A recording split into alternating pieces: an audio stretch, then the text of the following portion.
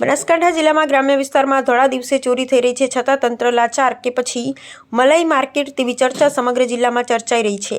બનાસકાંઠા જિલ્લામાં રીતિ ચોરોને મોકળું મેદાન, સાદી રીતે ખનન કરવું, બનાસકાંઠામાં અને રીતિ પ્લાન્ટ પાટણમાં બ્લોક પાડી લીધો હોય, ખોદકામ બાજુ થતું હોય તેવી લોકમુખે ચર્ચા। બનાસ નદીમાં રાણપુર, ભડત, ડીસા, જૂના ડીસા, વાસણા, દશાનાવાસ, લુણપુર, સદરપુર, છત્રાડા, અરણીવાડા, બુકોલી, જમણા પાદર, ઉમરી, કંબોઈ, દુદાસણ, કસલપુરા, રૂપપુરા, થળી, નાના જામપુર, મોટા જામપુર, ખારિયા, ટોટાણા, ભદ્રેવાડી, સુદ્રોસણ તથા પાટણ વિસ્તારમાં ખુલ્લેઆમ થતી ચોરીની તપાસમાં તારીખ 28/1/2026ની બનાસ નદીમાં પણ ગોટા વળ્યા હોય તેવું લોક જીભે ચર્ચાઈ રહ્યું હતું।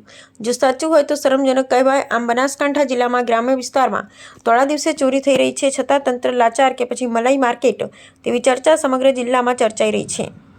આ અંગે લોકમુખે ચર્ચાતું હતું કે બનાસ નદીનો અડધો વિભાગ બનાસકાંઠામાં અને અડધો વિભાગ પાટણ જિલ્લામાં આવેલો છે, તેથી ચેકિંગ કરવા આવે ત્યારે તેઓ ગાડીઓ ભરીને એકદમ જતા રહે છે। એમાં અધિકારીઓ વિલા મોઢે પાછા ફરે ને રેતી ચોરો હાથ તાળી આપીને જતા રહે છે, તેમ લોકમુખે ચર્ચાઈ રહ્યું હતું। આમ ગંગા ભારતીય સંસ્કૃતિમાં લોકમાતા તરીકે નદીઓ પૂજાય છે, ત્યારે રેતી ચોરો નાસ્તિક પુરવાર થયા છે। બનાસકાંઠા જિલ્લામાં નદીઓમાં ઉત્ખનનને રોકતો કાયદો માત્ર વાયદો બની ગયો છે, લોકમુખે ચર્ચાતું હતું। આવી અનેક જગ્યાએ ચોરી થઈ રહી છે, છતાં તંત્ર દ્વારા એકની એક કવાલી સંભળાવે છે।